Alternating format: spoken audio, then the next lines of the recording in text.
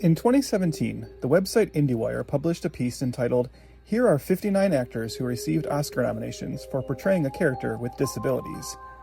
The listicle broke the performances into categories, showcasing Oscar-nominated performances for portrayals of characters who are blind, deaf, mute, are afflicted with a physical disability, and, thanks to the King's Speech, even one for portraying a character with a stutter. Of course, the list also featured those characters the article referred to as mentally challenged, terminology which today is often instead referred to as intellectual or developmental disability.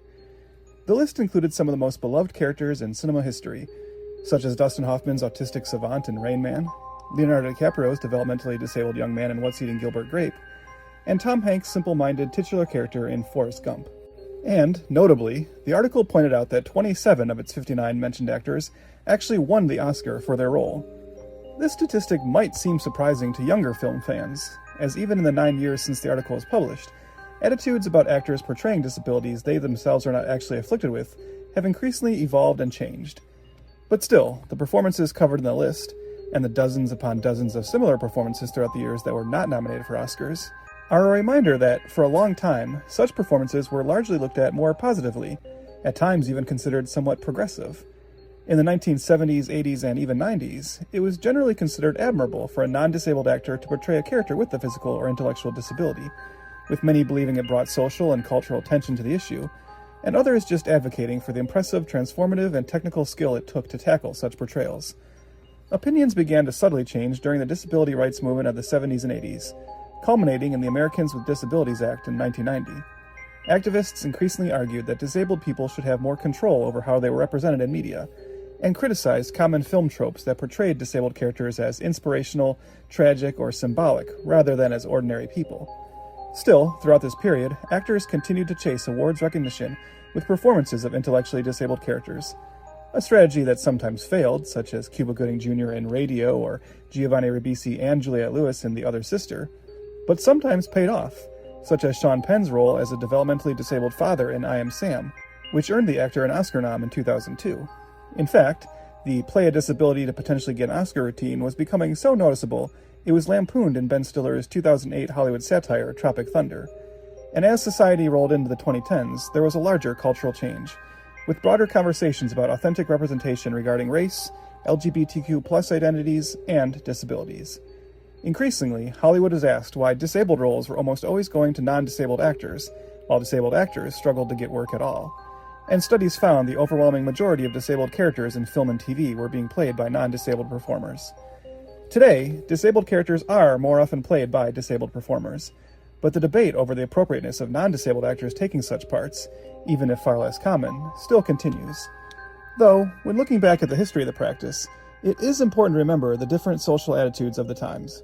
Attitudes which, for example, allowed character actor Larry Drake to play law firm messenger Benny, the first developmentally disabled recurring character in a primetime TV drama, through 8 seasons of the 80s and 90s TV series LA Law, a performance that at the time was championed for its sensitivity and won Drake 2 Emmys.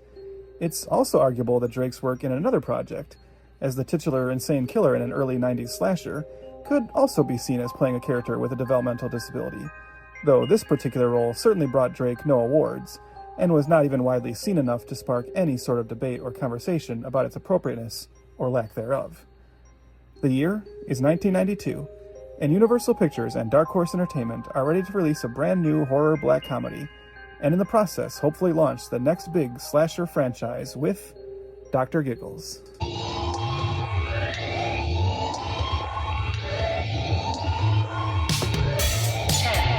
9, 8, 7, 6, 5, 4, 3, 2, 1, 0.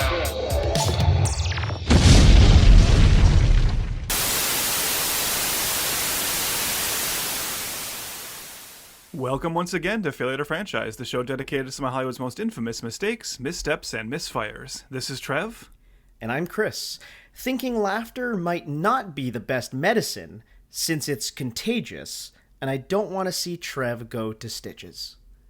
How is laughter is not the best medicine not the tagline for this movie? I mean, the movie did fail. So Yeah, we weren't in charge of the marketing. That's the problem. I know, the poster said a new prescription for terror. Not bad. Not bad. But laughter isn't the best medicine. Doctor Giggles. Like, of course, that just like, come on, guys. It's right there. Right there. Oh, well. Yeah. Well, that's why we have this show. and as we have said, this is a show dedicated to some of Hollywood's most infamous mistakes, missteps, and misfires. Get my catchphrase in twice. Yeah, nice.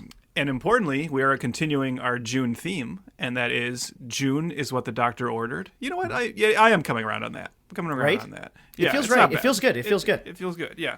And we're looking at just these beloved, so well remembered doctor movies, such as last time Doctor Detroit, and this time, of course, the 1992 slasher film Doctor Giggles. Chris, you can tell us a little bit about this one. For sure. It is directed by Manny Koto. Here we go. I just want to say, you thought you were so slick. We did the whole Dr. Detroit episode, and somehow you got by without me going on a whole thing about how the end credit is coming soon, Dr. Detroit 2, The Wrath of Mom, and it's even in the Wrath of Khan, font. And, we just, bypassed it. We flew by it, and you thought you were scot-free. But here we go. Tell us a little bit about Manny Koto.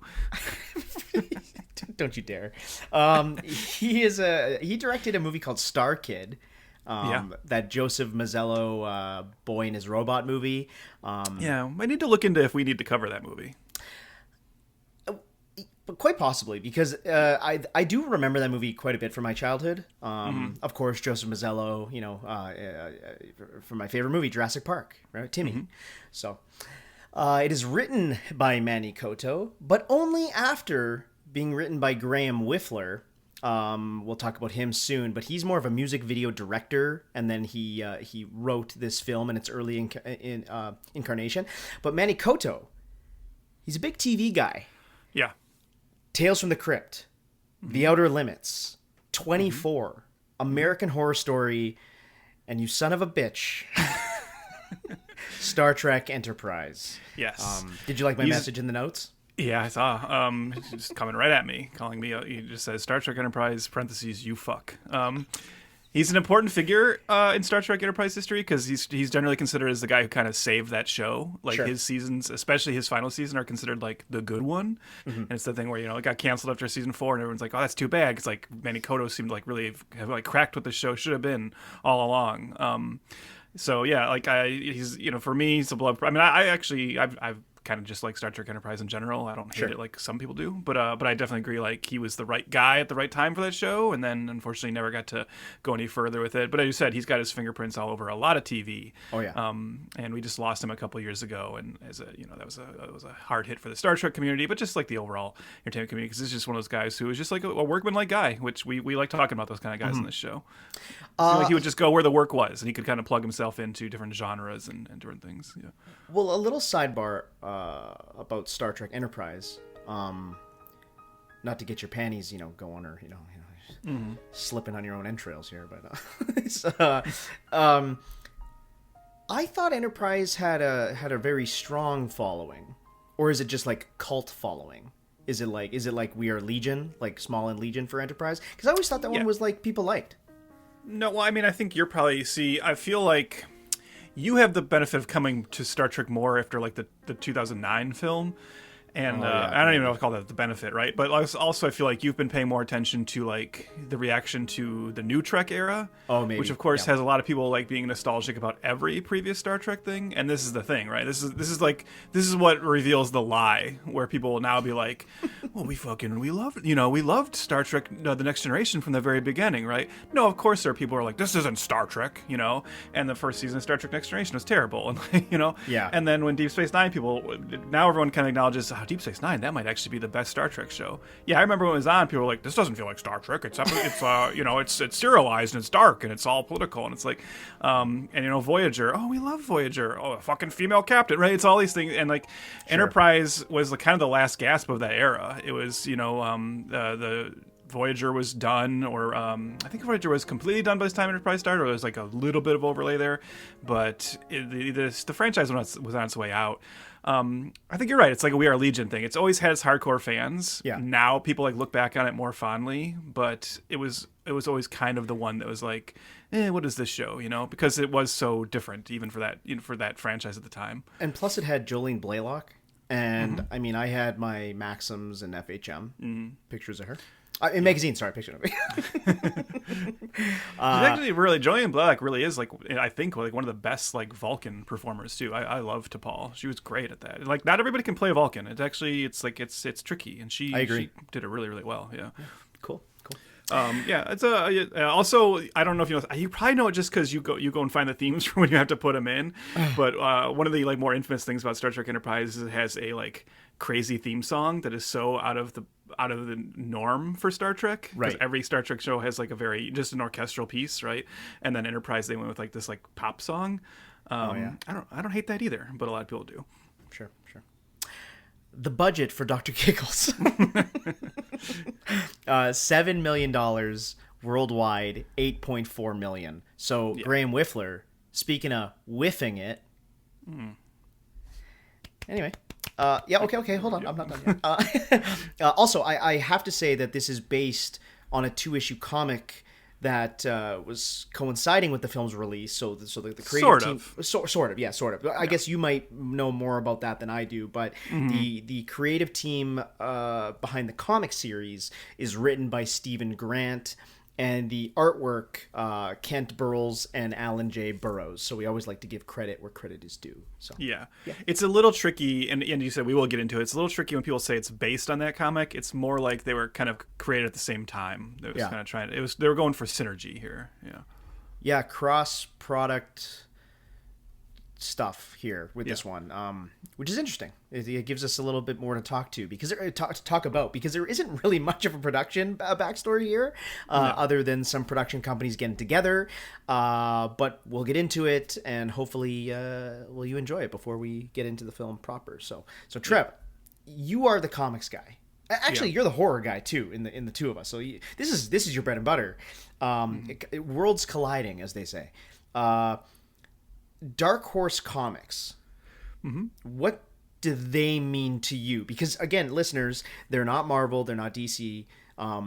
Dark Horse is more of the, I don't even want to say lesser known anymore, but they're like one of the small guys. No? They're maybe like the biggest small guy, right? Unless if you don't consider Image that, because Image kind of came. Obviously, Image was the one that all the Marvel and DC creators, like especially the Marvel creators, like all left in the '90s and went and formed Image, and that's a big deal. And people remember that now. And Image just kind of evolved to where originally that was all those guys saying, "Well, we're going to go do our own superhero books, but it's going to be like creator owned." And that whole Image superhero universe kind of flamed out over time, but Image still exists today as, still all just creator-owned books. So kind of these like singular independent books, and that's where you get things like The Walking Dead and everything. And I believe, I'm not sure, so I'm immediately going to sound like an idiot because you just called me the comic guy. I don't know if Dark Horse is as, like, has that same kind of creator-owned bent. I'm guessing it doesn't, but I'm guessing it's still, like, the creators are given, like, a little bit more freedom and control of their properties there.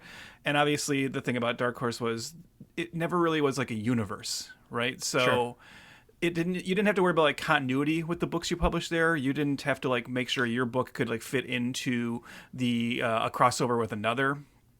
And it was a lot more just like kind of singular properties and primarily like miniseries, right? So curators being able to tell just kind of like individual stories.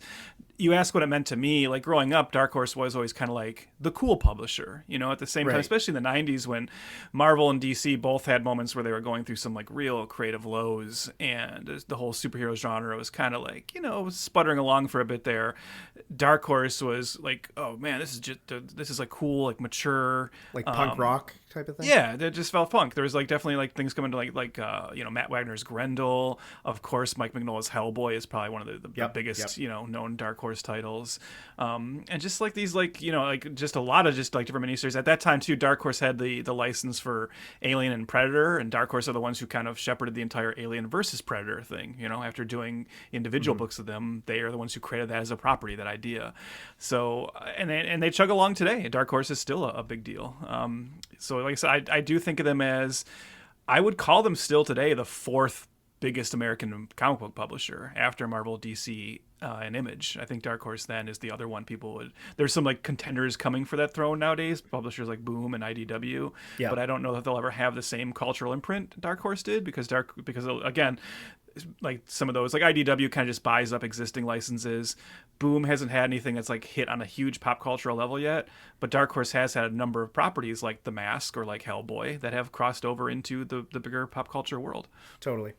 Yeah. Even though we covered the Hellboy reboot, one of two in the last there are other Dark Horse Comics movies we will cover. You know, they're not immune to this, obviously, but that's the thing, is like they especially in the 90s, and this movie is a byproduct of that. I know we're going to talk about that in a second, but they were really trying to make a play to become one of the big boys by saying, well, we can't just be the smaller comic book publisher. We got to put our finger on like the scale too of movies and TV and everything. Almost, I mean, I don't want to say doing MCU before the MCU or doing DCU before them, like not on that scale, but it is interesting that back in the early 90s, Dark Horse was already like, we need to create a film division and have creative control, right? Mm-hmm. Like, yes, they partnered up with Largo Entertainment, who is the primary production studio on this and the biggest financial backer. JVC Entertainment co-produced it with additional money, and then Universal Pictures distributed it. But it is interesting that Dark Horse was like, we're going to start this film venture, not universe, but venture. And it makes sense for what you're saying too. Like Dark Horse is kind of more of a single issue, couple issues creator. So they could just put a bunch of IP into the world and see what sticks in a lot of ways, right? Instead of dealing with the continuity. I was going to ask you that's very interesting that you pointed that out, because do you think that's a more of an uphill battle, which has led to Dark Horse being still successful, of course, but the number 4 comic publisher? Because isn't it harder to come up with more unique ideas, you know what I mean, on a consistent basis versus being like, okay, we'll get Spider-Man to fight the Vulture again, you know, or do some time travel wonky wackiness. Well, but I think what you're asking me, right? And I mean, obviously, that can just kind of revolve into the conversation we'll have on this episode, but a conversation we have almost in every episode is what you just asked is just the comic book version of what we see the movie industry struggle with, right? Yeah. Where it can be like a problem, but it can also be like the best thing for you is that. There are a lot of great writers out there, even the writers who are writing Batman and Superman or Captain America and Iron Man or the X-Men, right? They've probably also got their own idea for a new character or just a kind of a singular story they want to tell. And the problem is nowadays, especially Marvel and DC aren't interested in publishing those stories. You know, they only want to publish their superhero books, and they want to have the same characters kind of go on forever, and it'll allow you to make, and like you're very limited in what you can do with those characters, obviously, because of that ongoing continuity. Dark Horse and Image allow you somewhere to go to, create your own character, have more ownership of it, not feel like you're indebted to keep that character going for 50 plus years, so you can tell like a full story with it. Or in the case of Hellboy, kind of go away from it and come back to it whenever you have a new idea, right? Like Hellboy hasn't been published consistently since it started. It's just every once in a while Mike Mignola has a new idea and comes up with a new miniseries, and sometimes he farms it out to other creators, but he's obviously got more approval rights of who can work on it. Right. So I don't know. I would say maybe it's why they don't have the same culture imprint, because they're obviously, yes, you're right, they're not dealing with characters like a Spider-Man or a Batman. But I think there's always going to be a readership who doesn't just want to read those superhero books, Yeah. and who respects the graphic novel and the comic book medium for something like a little more broad than that and wants more variety. And Dark Horse and Image and other publishers offer that. And so it's the same thing where you could have said the same thing for Hollywood, like, well, all these other studios, they're trying to come up with original stuff, but really it's just a superhero thing. Well, look what's happening now. People are like, you're fuck right. superheroes, right? Give us original stuff, right? So it all comes back around. Yeah, we're seeing a very interesting time currently. I know we try to make these shows as evergreen as possible, but it is interesting, especially we're talking about a horror film, so it's actually, pertinent. But the idea of a movie like Obsession in the year 2026 and Backrooms, which is based on a web series / internet cultural thing, but still fairly original, I would say, in my opinion.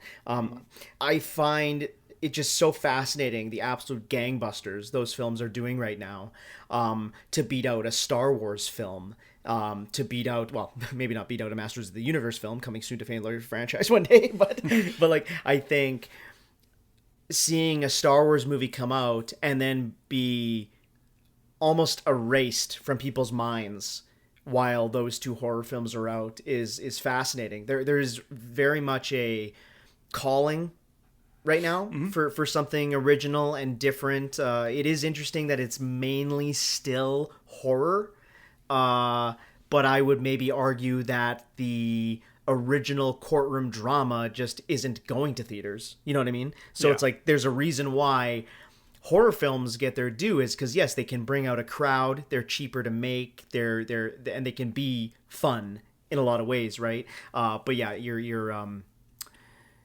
your divorce drama it might be original in itself, but it's gonna go to Netflix and die there. Well, and I think that speaks to, going back to your question and just this entire discussion about Dark Horse and what they offer, like the comic book world. And so we can tie that into the creation of this movie, right? Sure. This idea that in the early 90s, Dark Horse is starting to get a little bit more success. They're starting to pick up. And so they, as I said, they want to move into the movie world, and they get to look at the environment, especially at that time, right? This is the 90s we're talking about. The comic book movie landscape was pretty pathetic at that point, Yeah. Obviously you had Batman, that would be the outlier, there's no guarantee that series is going to keep going, but you had seen the Superman franchise flame out. You'd seen Supergirl, the original one, come and fail, as we've covered on this show, right? We've seen at this point in the early 90s, Marvel just have a total shit show go of it, right?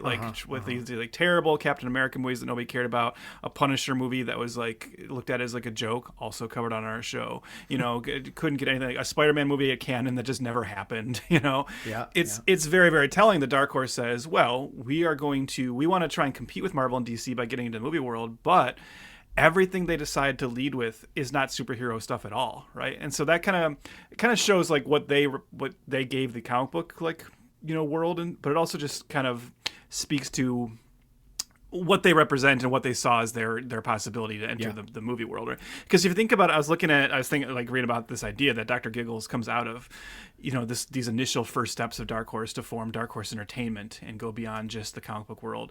And it looks like the other movies that came out of that, look how many, their first ones are just not superhero properties, right? In 1994, they do The Mask and Time Cop. So, and even The Mask, right? You can say, well, that's kind of superheroish, right? You have to remember, that's actually, the movie is more close to a superhero thing than the actual source material. That's actually a super dark, violent comic book that gets turned into a family-friendly Jim Carrey movie.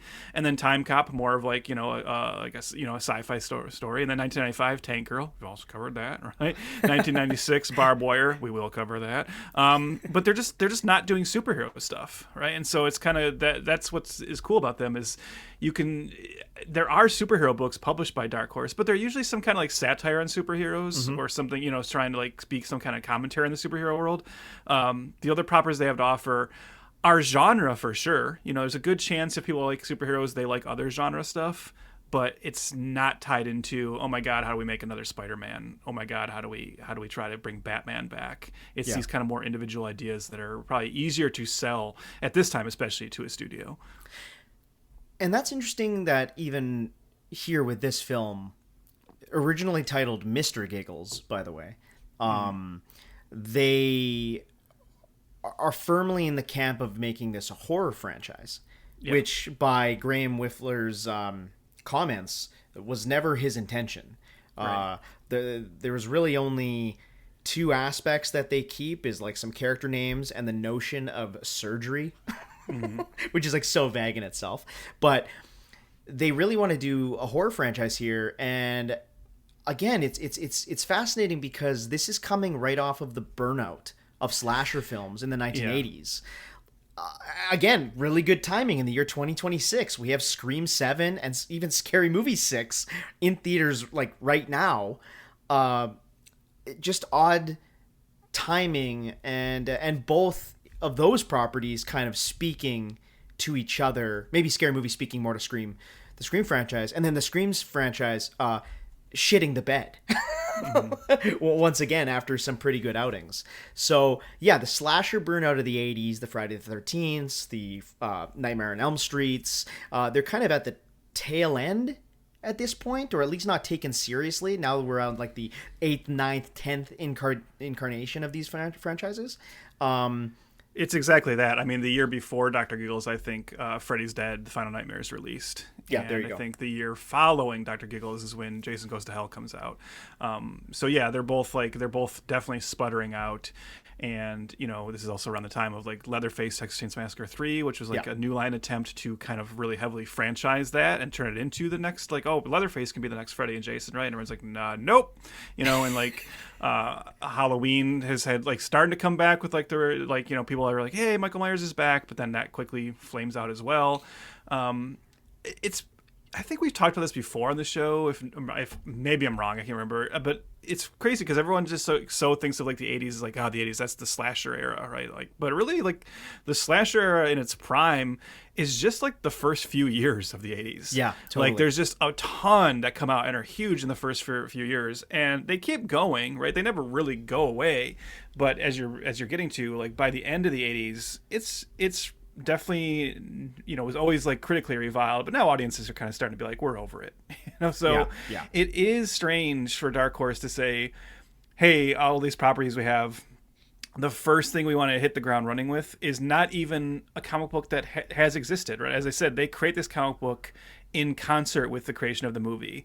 They get this script that already exists from Graham Whiffler and decide to like make some changes to it and turn it into Dr. Giggles, and then say, well, this for brand synergy, let's also publish a 2-issue comic at the same time. So it seems like they're kind of like one and the same, but they're doing it at a time where it's like, really? You want to kind of jump into the slasher realm right now? I don't know. Bizarre choice. I mean, the only thing I'll say to that is I do want to, without getting into thoughts on this movie or anything, because it's probably a completely different discussion, but there's this general sense and general discussion, like, or for a long time there was like, oh, the 90s is one of the worst eras for horror, right? The 90s just suck for horror. And I've always pushed back on that a little bit. And I think people are starting to like kind of go back and say like, well, maybe we're too harsh on 90s horror. And 1992 is a great example of that, because you'll often, like, if you ever hear someone say like, the 90s just like fucking sucked for horror, like nothing good. Can I let me just read you some of the other horror movies from 1992. Please. All right, so you have Candyman. What I would say is probably the best movie. Terrible. The best horror movie. We're not talking about the Jordan Peele one. Okay, good. No, the original Bernard Rose, Candyman, 1992, probably, I think, the best horror movie of the 90s. But we also have Army of Darkness, Bram Stoker's Dracula, Hellraiser 3, corny but fun, you know, Alien 3, Raising Cain. I was about to say Pet Sematary 2, but forget that one. Raising Cain. John Landis's Innocent Blood. I know John Landis is problematic, but that's a good movie. Twin Peaks, Firewalk with Me, Kronos, Death Becomes Her, Lawnmower Man. Again, not a great movie, but, you know, an interesting one. Infamous, right? So my point is, and even Richard Stanley's Dust Devil. There's really good stuff happening in horror at this time. So I guess, and the other thing you have to remember too is Tales from the Crypt is still on the air, and at this point it's still doing pretty well, right? That hasn't like flamed out yet either. So that's probably where like Dark Horse was looking, right? The horror genre hadn't completely gone off the rails yet. It gets a little bit more fallow in the next few years following Dr. Giggles until Scream comes along and reinvents everything, you know, as we all know. But I guess I can kind of understand their logic. I just think a slasher, that was an odd choice. It was an odd choice at this time. Yeah, and I think, that'll speak to, I think, when we ask our new listeners, we're going to talk about the movie basically right away. And then afterwards, we like to ask each other, like, did this deserve sequels, or exactly why do we think this failed? Not just because of, the gross or whatever, like the money, because sometimes that's so obvious. But this one might be more interesting for reasons we're saying now. So I think let's get into it. If you're ready, I am. Yeah, sure.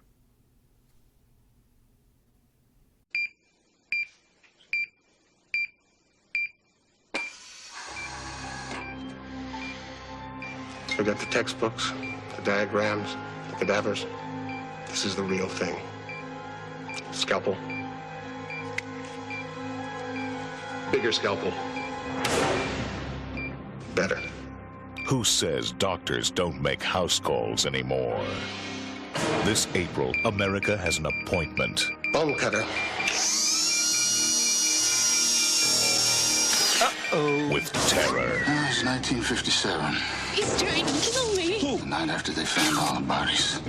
MCA Universal Home Video is thrilled to introduce Get ready to take your medicine. Dr. Giggles. You are dead. I never lost a patient, Jennifer. The Los Angeles Times says Dr. Giggles is an exciting, fast, and frequently hilarious collision of gore and gags. A good physician always has the right instrument for the job. Starring two-time Emmy Award winner Larry Drake of L.A. Law and Darkman. The new film from the creators of Unlawful Entry, Dr. Giggles gained national theatrical exposure on over 1,650 screens and grossed over $9 million at the box office. It's a good thing I make house calls. Dr. Giggles will have horror fans everywhere, running for the video shelves and lighting up cash registers with rental profits. Dr. Giggles, the doctor is out. The doctor will see you now. Of his mind. Coming this April. I hope you have protection. On video cassette from MCA Universal Home Video. The psychopathic son of a mass-murdering doctor escapes from a mental institution, seeking revenge on the town where his father was caught and killed. The giggling doctor kills his victims with surgical prowess and becomes infatuated with a teenage girl who has a heart condition resembling that of his own mother. That's right, Dr. Giggles. Chris, if you don't mind, I'll go first on this one, since you already set me up as the comic and horror slasher guy. Yeah. Sorry to put you on this pedestal. But Well, this is something we talked about at the end of the last episode, because, you and I like to go into these not really knowing not only what the other person thinks about him, but even like the person's history with the movie, if possible. And I think you have this assumption, and I understand where this assumption comes from, because 9 times out of 10 you're right, that you're like thinking, well, this came out in 1992, this fucking Trevor was like 12 in 1992, he probably grew up with this movie, right? He's just like obsessed with it.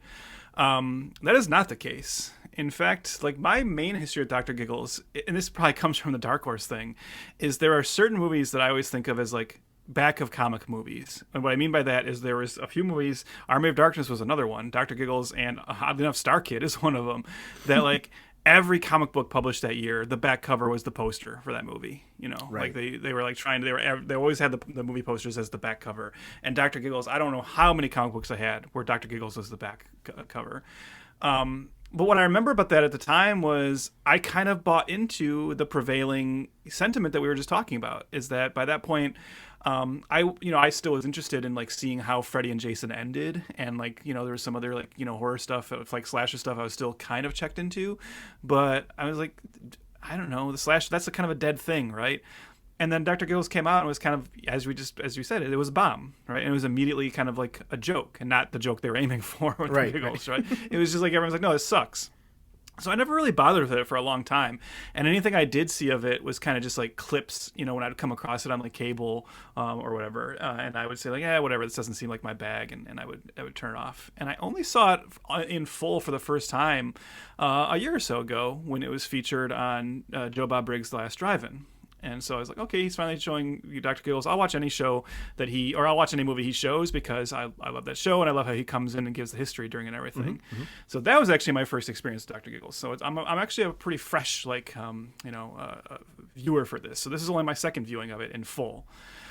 And there's this popular saying, time makes the heart grow fonder. I think there's another version of that time makes slasher movies better. and like what I mean by that is all those like bad slasher movies we were talking about, right? The ones that were kind of considered like the nadir of the genre, the ones that like wiped out the genre in the late 80s and stuff, and in the early 90s. Those are movies that have now developed cult followings, you know, and people look back on them. And like the worst Jason and Freddy sequels all have their fans, and he will say like, yeah, this franchise is up and down, it sucks, but every few years I still like to sit down and watch the entire franchise, even the bad ones. And I do that with a lot of these franchises too. And I find myself now going back and revisiting a lot of like 80s slashers that at the time they all seem so interchangeable and you're sick of them, and now there's like this like fun like nostalgic bent to them. And Dr. Giggles for me kind of falls into that, where I don't know if I'm here today to say that I think Dr. Giggles is a great movie, but I do think it's like a time capsule of like a certain era of like this last gasp of the slasher, and it being kind of more of like a little bit of like, I don't want to say meta comedy, but it seems like it knows it's kind of poking fun at the slasher genre at the same time it's trying to be a slasher movie. So it kind of like knows like, well, the slasher thing has maybe become a joke. Let's play in on the joke. I don't know. I'm guessing you're going to disagree with me on this one. I don't know. We'll see. But I actually quite do like this movie. I just think it's like a really fun, entertaining, hard to hate movie. And I think there's certain things I'll say about like what I think really works about it, but ultimately I do think Dr. Giggles himself is a great horror character, and that just comes down to almost entirely the MVP of this. This all comes down to two words: Larry Drake. Larry Drake's performance in this, I just think, is so fun and such a great, like, over the top, silly. I don't want to call him a horror icon because obviously he's not, because he didn't get any sequels. But it's a great slasher character. And there's a difference between saying a great movie character and a great slasher character. That's a really big distinction. I just think Dr. Giggles, what they're going for, the bad medical one-liners, the kills using all medical equipment, and yes, the persistent giggling. This laugh, you gotta hear this laugh. Have you heard the laugh? It's the weirdest kind of a fluttering. Like, oh my God. Like, he's just so silly. Hello, Mr. Pancreas. It's forbidden humor. I think he's like a really fun, like memorable horror character. When I watched this for the first time like a year or so ago, I was actually kind of disappointed that I didn't first get into it when I was younger and like kind of be a fan all these years, because I now consider myself a Dr. Giggles fan. So I don't know. You can tell me I'm stupid. You can tell me, I don't know. Well, let's see. But yeah, I like this one. So in the spirit of the pun thing, I renamed this movie twice. Okay. I called it Clinic in the Woods. And then Freddy Krueger, MD. And I sensed hesitation in your voice. I sensed you wanted to preface this with some backup and almost loading your weapon, right? Yeah. Before I come out and eviscerate you, Giggle style, you know? But you'd be incorrect, Trev. Because this is pretty good. Yeah. Well, it's not great, no, but I'm with you. It is self-aware enough to make it sort of endearing. Yeah. And you know how we've talked about movies that are self-aware, but they're like overly self-aware? You know, like the, oh my God, what's that studio? Come on. The Asylum. The Asylum. You just knew that they are so in on their own joke and high on their own farts that it's like, of course, there's an audience for those movies. Okay, I'm not, totally poo-pooing them. I do like The Asylum, but I know I know you are, but you understand what I'm talking about. Yeah. I do. But this one is in on its own joke, but it's actually still kind of trying to be a real movie. Yeah. Like it's got style. Everything is shot really like close up and uncanny, like on faces and eyes and weapons and medical tools and mouths. There's like a playful tone to it. I actually thought this felt like an animated film in a lot of ways. Like I think it's almost going for like that Bugs Bunny mentality, like the same energy of something animated. And I think that's where I'm going to agree with you completely. Larry Drake is the star here. He's got the perfect creepy and silly face, and very much like a character actor face.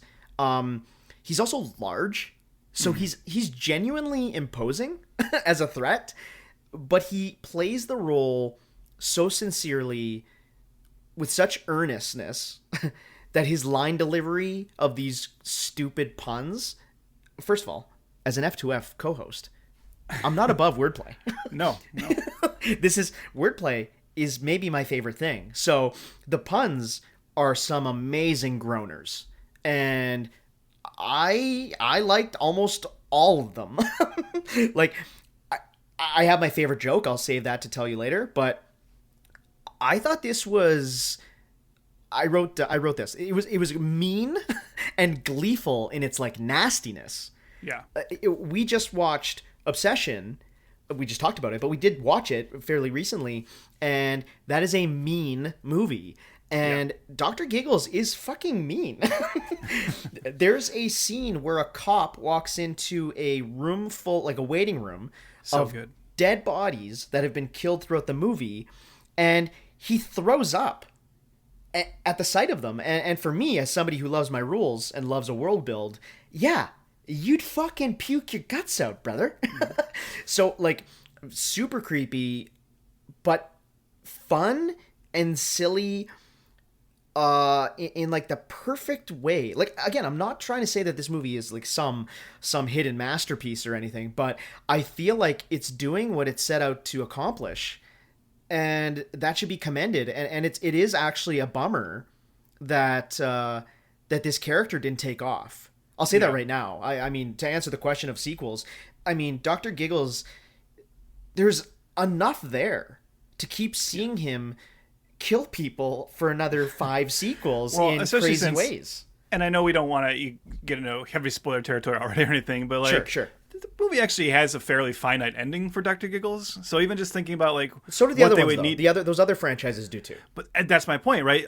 What I'm saying is like the reason I would like to see a sequel is that the crazy leaps and bounds they would have to take to like get to bypass that, right? Yeah, to explain how he survived that, or does he not survive it? And they go the Jason route and he's back as a zombie now. Now you're in totally different territory because you can go supernatural with it, you know? Totally. So, and I'm down for all of that because like like I said, this is the thing I was getting at earlier is like, it's funny to look back at a time where there was like Friday the 13th purists who were like, and I guess there still are, but they're probably a very, very, very, very, very, very small minority now who are like, oh my God, I can't believe they're taking the grounded Jason character and turning him into a zombie. And any of those posts, you know, Jason death movies that are supernatural, that's not really Friday the 13th.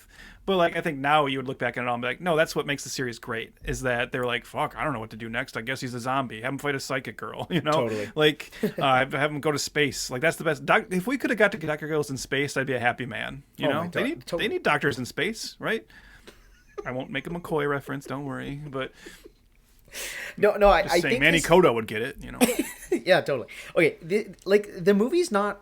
I know we keep saying like he's creepy and this and that, but it's not like exactly scary, but it's wacky. It's never scary, you know. Yeah. Wacky was the word I kept coming to. It's very cheesy but entertaining, and that's the Nightmare on Elm Street movies too. So I know I said Freddy Krueger MD, but it does feel that way. It's got that later Freddy energy. But there's style to this movie. I really want to keep coming back to that. There's a lot of style. I would argue that I do want to bring up the style thing too, but I would argue that, and this, I know how crazy this is going to sound, but because of that like self-awareness, and maybe just because of where it fell like in the cycle, right, and them being able to kind of look at what's happened to some of the other franchises and what has worked and what hasn't, I would maybe argue that Dr. Giggles is like a little bit more successful at going forward than some of the sillier like Nightmare on Elm Street movies when they made Freddy very, very silly, you know, like this is, I'm a Freddy's Dead defender, but this is a better movie than Freddy's Dead. And it's doing a better job of being a horror comedy than Freddy's Dead did. No doubt, you know, that style thing, that again kind of comes back to my point about how time makes all slash movies better. This is just kind of true of movies in general. There was, you know, you and I think have talked about like that 90s movie lighting. Sure. That's kind of like always, you know, at the time just like looked like so much like TV movie lighting to me. And like some of it still does, right? But then even in this too. There are moments in this, but now we're so far removed from it that you kind of go back and go, yeah, but it was shot on film. Fucking, they had real lighting, you know, like dude. Trevor, we just saw Scream 7 this year, and that movie looks like a turd. And it sounds like a turd, and everything about that movie is a turd. It's the worst Scream movie, and it's like there are moments in Dr. Giggles where he is like walking through the forest, and the forest is like backlit, and I was like, holy shit, this looks beautiful. And it's Yeah. Dr. Giggles. Like, why does Dr. Giggles look this good? Or the House of Mirrors scene. The House of like, Mirrors sequence is amazing. Dude, it's so disorienting, and like there's so much style. There's crossfades, there's duplicate shots in the same frame, and then it ends like a cartoon with a girl getting killed with a giant band-aid on her neck. It's like, what is happening? Yeah, this is Manny Koto has an eye. Like this is good. Like this is a fun little 85-minute slasher film, and it really is the timing of it that killed it. Like that is honestly my only guess, is that people were fucking sick of this right now, and they were just over it, and just another one of these, you know? I think because horror, and especially like, I guess probably especially the slasher, because they had gone so in the direction of like ludicrousness and you know, ridiculous premise and everything. I think there was just a lot of people kind of had their hackles up at the time and were like so out on the idea of it being funny slashers, you know, like the horror comedy thing was bothering people. Not something like Army of Darkness, although that movie, you know, bombed horribly too. But I mean, you know, I think that's why Candyman seemed like such a revelation in '92, because it was fucking genuinely scary, whereas it'd been a long time since Freddy or Jason had been scary, and I think people really wanted horror to be scary again. And so something like Dr. Giggles, which has giggle in the title, you know, and I'm sure the trailer, she was like primarily highlighting the jokes. I think people are just like, I think horror fans were mad at the time that they felt like their genre was being made fun of. They felt like their genre wasn't taking itself seriously, so why should anyone else take it seriously? And this, again, to say the same thing reiterated over and over, is time passes, those kind of opinions change, and I think now that same fandom looks back on the silliness of those old horror movies with, like, you know, more fondness. And I think something like Dr. Giggles, would of course have a bigger audience now, because people would be like, oh yeah, actually we love this corny, like comedy horror shit. At the time, people were like, fuck off, we want like real horror again. And Dr. Giggles just kind of, it was a victim of its timing, but for sure. And what's unfortunate is there is still real horror in this film. Can I just name a few ways that he kills people? I'm not going to say who he kills, because I actually do want people to go seek this out. I watched it on Tubi in Canada. I had like 3 commercial breaks, so it wasn't that big of a deal. Bad. Compared to Plex, fuck you Plex, where it adds another half hour to your movie. But, you know, people are injected with poison. People get a nasal endoscope jammed through their nose into their brain. I already mentioned somebody gets their throat slit and then a giant Band-Aid over it. There's a medical bone saw that kills somebody. He kills somebody with a blood pressure cuff by suffocating them. And then, Trev, maybe one of the most disturbing things I've ever seen in a movie happens in this movie is the backstory of Dr. Giggles is told to you in a couple of chunks throughout the film. So, listeners, it's told to you like a fairy tale in a lot of ways. So there's style to it. It's kind of like desaturated, I guess. But it shows a young Dr. Giggles as a child. He cuts up his teddy bears, and his dad is a heart surgeon, but is crazy, and his mother has a heart condition. So basically, Dr. Giggles' dad, 30, 40 years ago or whatever, started killing the townsfolk in search of a new heart for his dying wife. So that's where the name comes from, and basically the townspeople kill the dad, and then nobody knows where this child, like, where did he go, right? Nobody finds it. Like, the house burns down or whatever. It's kind of like Frankensteinish, right? They never found him again.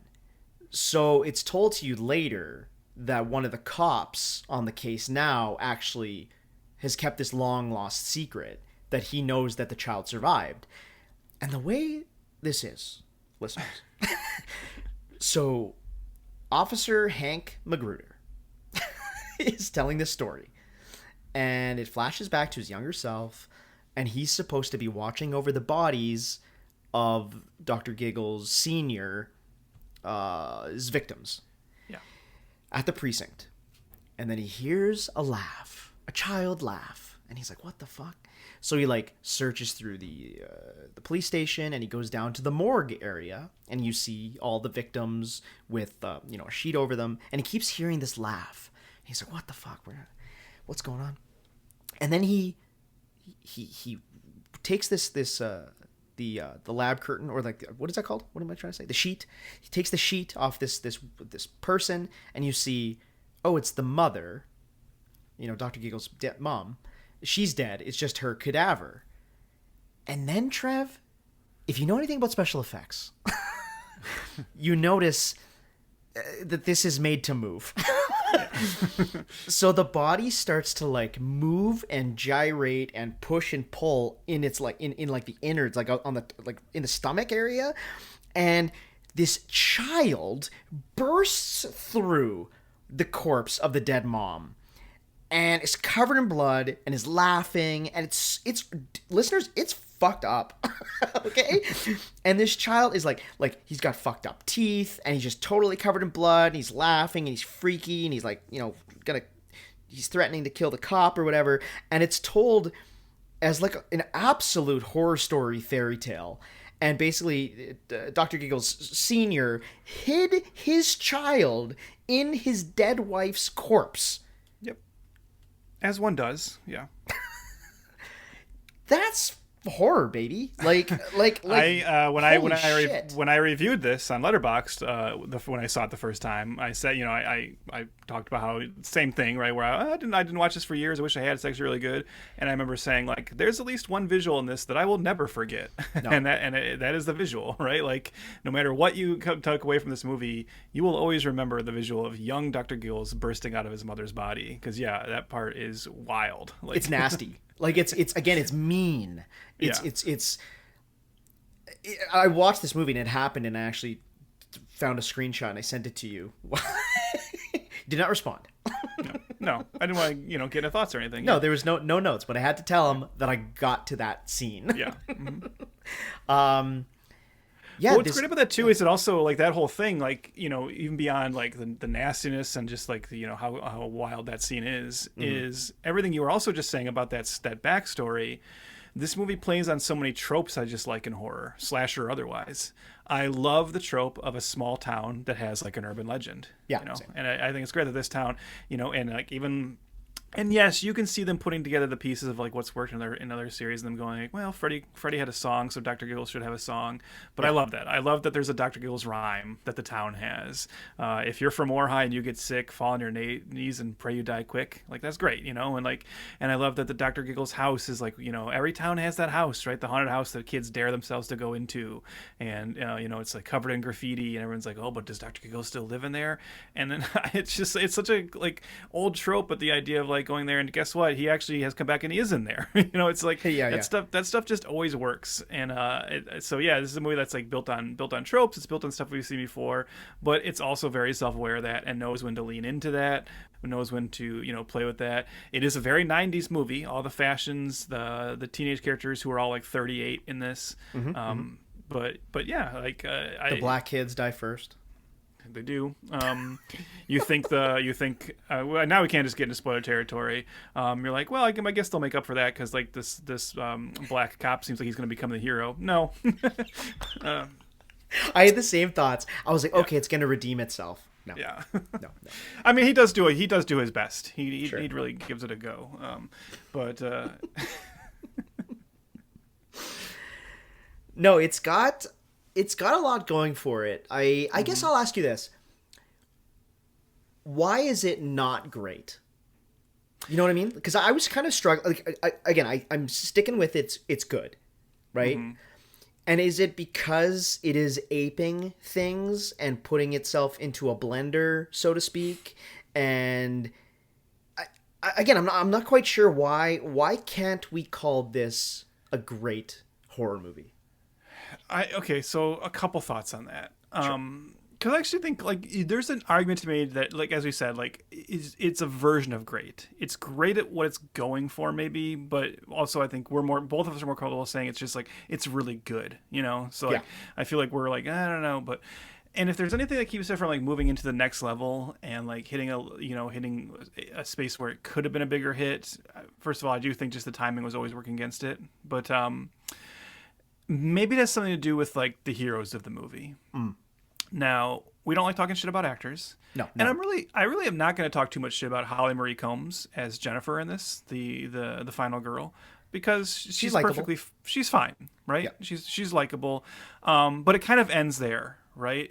You say she's likable, but there's something about Nancy and Heather Langenkamp in Nightmare on Elm Street that is just, and there's something about Laurie and Jamie Lee Curtis in Halloween, and Holly Marie Combs just doesn't get to that. And I know what a crazy standard I'm asking them to hold to, but and maybe part of that has to do with, I think one of the biggest problems with the movie, and again, we don't like talking shit about actors, and we certainly don't like talking shit about actors who unfortunately passed away too young and were on shows that we both loved. So we have to talk about the male lead in this, Glenn Quinn, as her boyfriend, who is just like the shittiest character. And I mean that like in like the actual level of like, he is a shit person, and that the movie seems to like forget that, and that the movie wants us to feel like he's entirely redeemed at the end, even though fuck this guy, he shouldn't be. I agree. I think that's kind of part of the problem too, is that honestly, I kind of want Glenn Quinn to get killed in that third act, and I do want that black cop to be the hero, because he's the most likable hero in the movie. He's the guy you're really rooting for. And so I think that's kind of like part of the problem too, is Jennifer is just kind of, I mean, I like her story. I like the idea of her, having the heart monitor and everything, and the way it ties into Dr. Giggles, but there's still just not much to her on a personality level beyond that, being kind of pouty the whole movie. And I mean, as I would be too if I had that heart problem, don't get me wrong. but so she's not the greatest final girl in the world. And then the boyfriend character, Glenn Quinn, what's his name in this? Max. Fucking sucks. Fuck that guy. But yeah. Two things. Did you know I have a heart condition? Yes, I did. Yes. Yeah, you did, right? Yeah. We talked about that. Yeah. Listeners, I have a heart murmur. VSD, ventricular septum defect. Yeah. It's like a pinhole. It's all good. You'll listen to me for many more years. My Chihuahua also has a heart murmur, so you guys, that's what from peas in Canadian Chihuahua. So this movie spoke to me, but I agree with you. I think the characters outside of the characters outside of Dr. Giggles, played by Larry Drake, paper thin, and also, because the characters are paper thin, and because I don't care for them, really, like, I am sort of rooting for Jennifer, but that's because you just know she's going to be the final girl, and this is just kind of how these movies work, so you almost have to root for her, and she's sweet, but I think because everything's so paper thin, the movie becomes more or less an excuse for medical related kills and puns. It becomes a I don't want to say a montage, but it becomes a series of segments more than an actual compelling narrative. Yeah, well, it's doing the thing that this is one of the things that like started to wipe out the slasher genre, is when the people who made the slasher genres realized that like, oh, the big star is the killer. That's who people are coming to see. They're the star. Let's put all the focus on them. And it is important to actually have kids that you like. That's something the best Friday the 13th movies get that right, where you're actually rooting for some of these kids and you don't want to see them die. I mean, you do want to see them die. It's like this weird, strange balance where like you're coming to the movies because you want to see great kills. But like a slasher movie is doing something really special if you want to see the kills, but you don't really want to see these characters die. That's totally something that the original Scream was great at. Like you feel Tatum's death. You're really hoping that like Randy and all these kids make it through because you like those characters.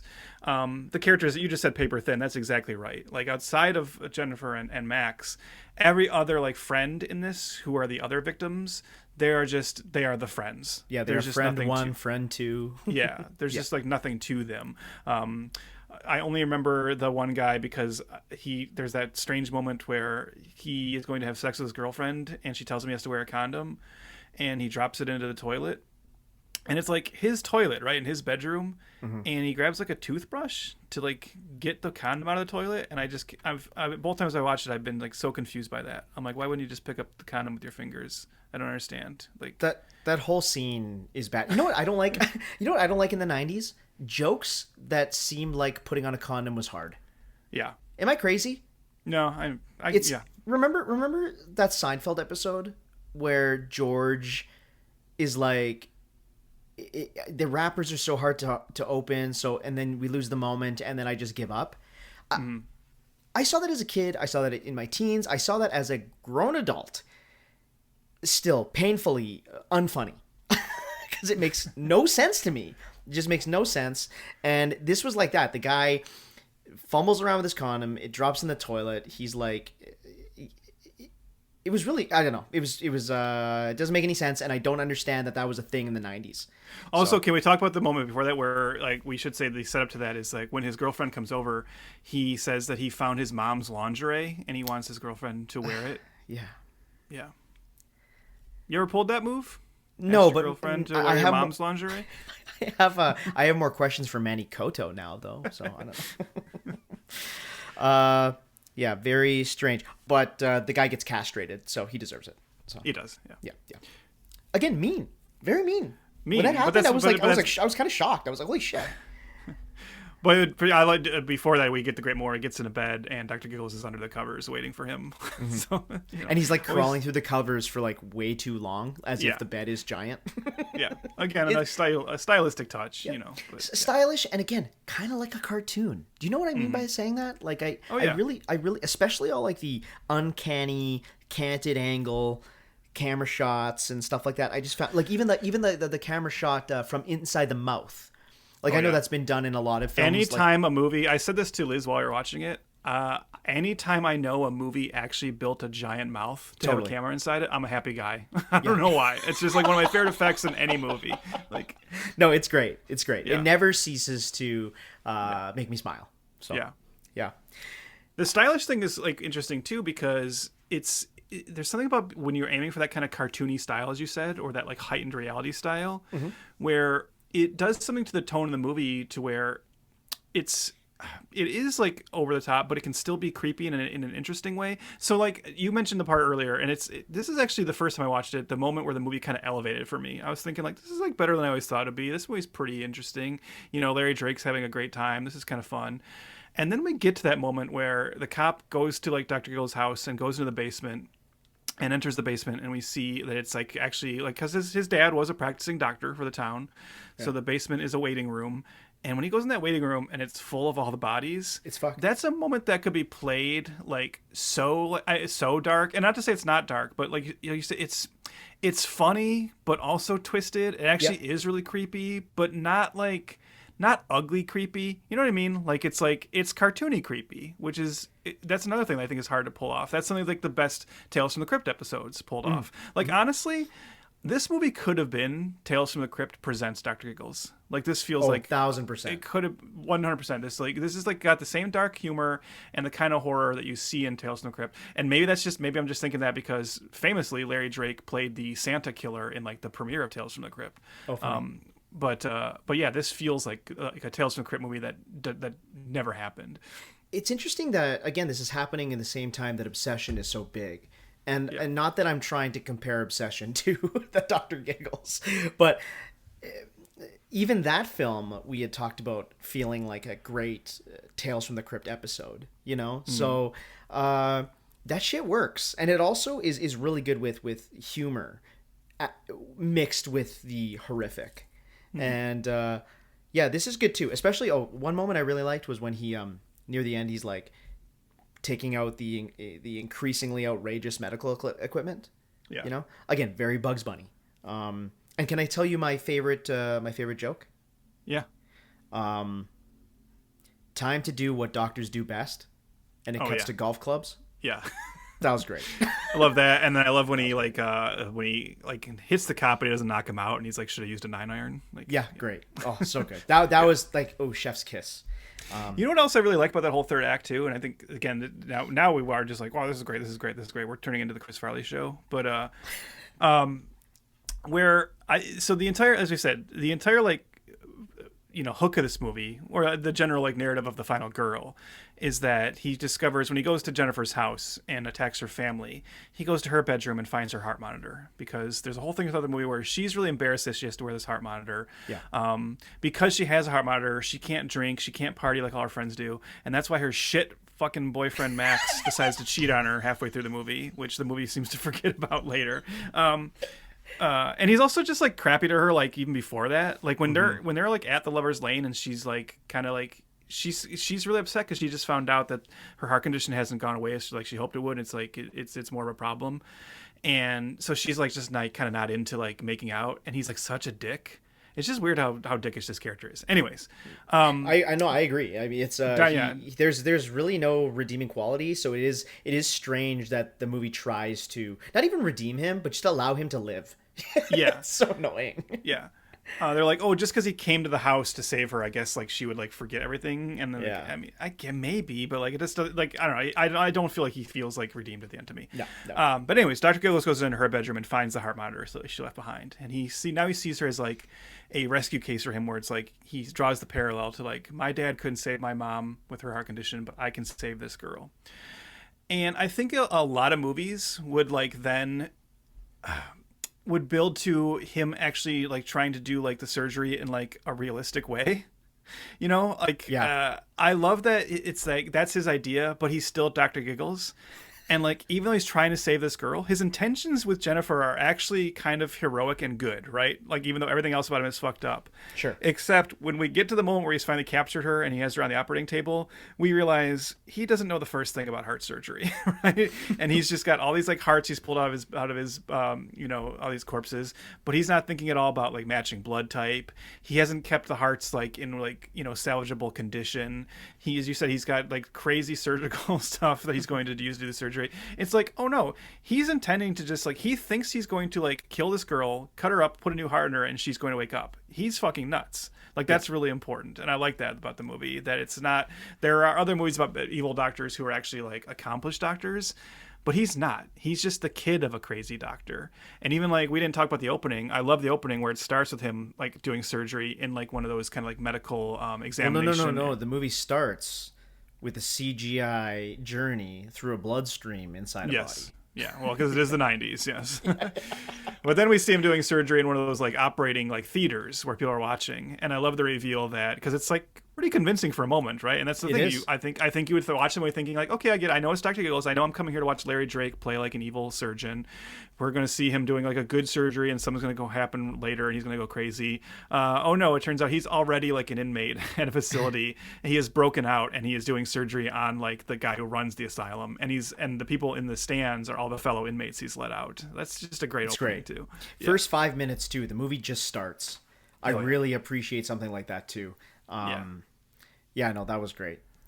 Speaking of the surgery, did you clock this? Put this together?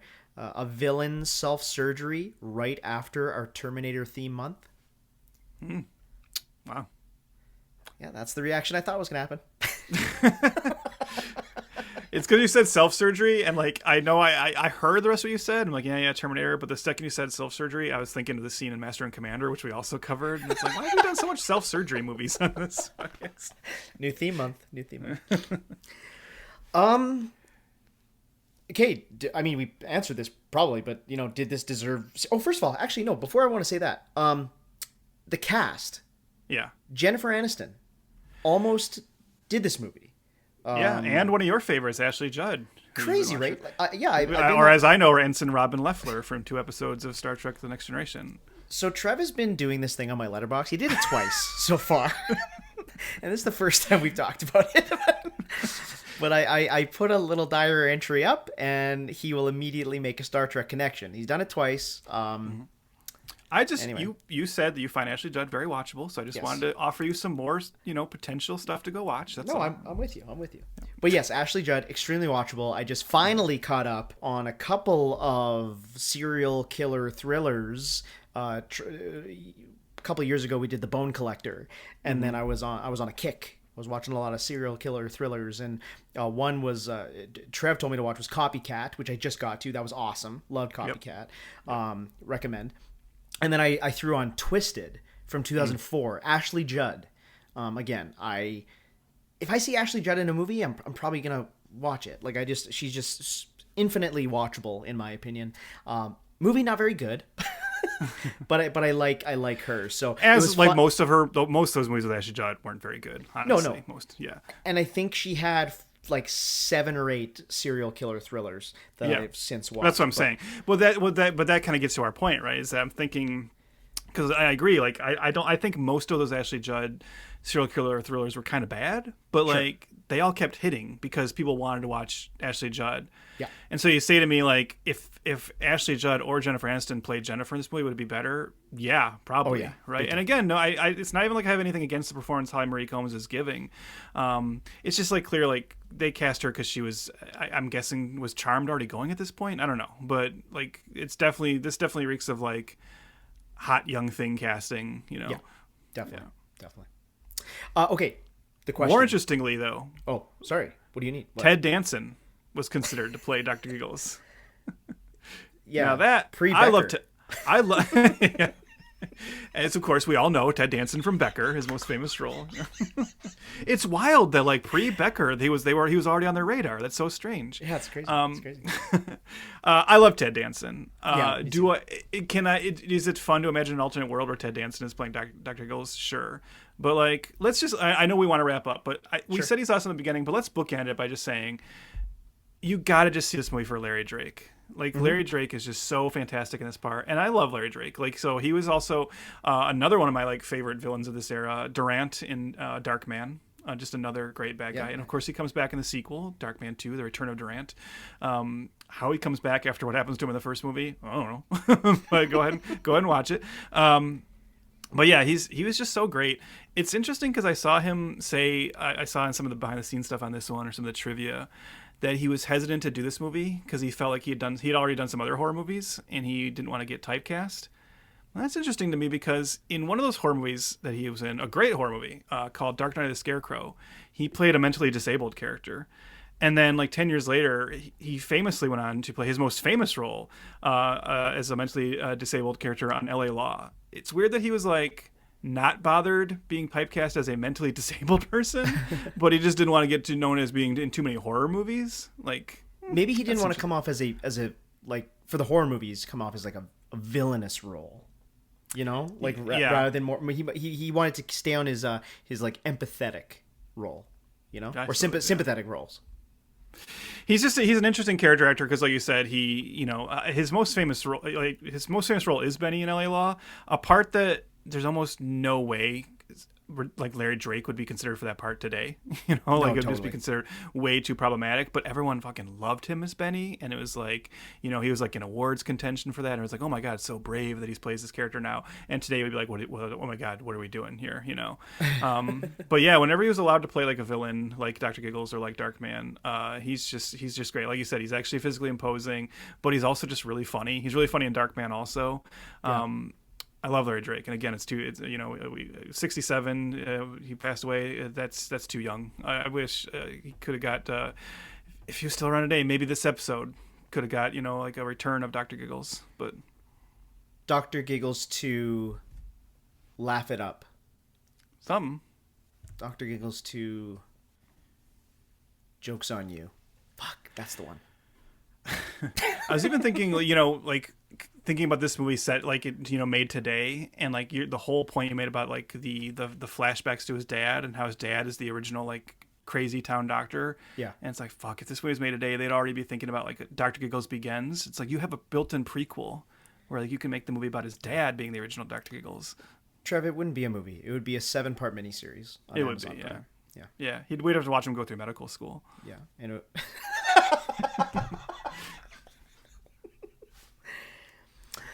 okay. Deserve sequels? Yes. 100%. Yeah. Definitively, I agree. This should have like 8 sequels. Like I said, if you're not eventually getting to Dr. Giggles in space, you're doing something wrong here. No, I agree. I agree. The puns. We need him at like a medical convention.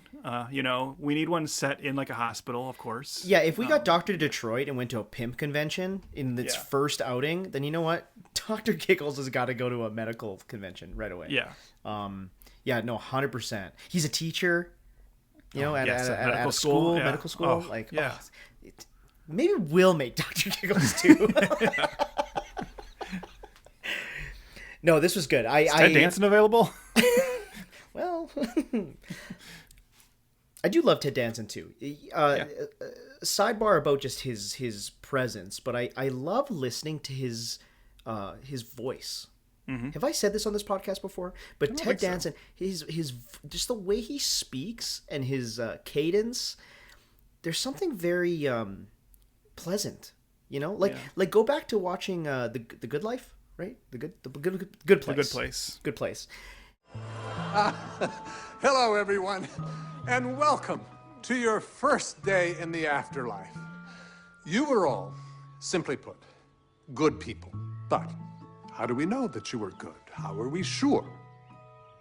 During your time on Earth, every one of your actions had a positive or a negative value, depending on how much good or bad that action put into the universe. Every sandwich you ate, every time you bought a magazine, every single thing you did had an effect that rippled out over time and ultimately created some amount of good or bad.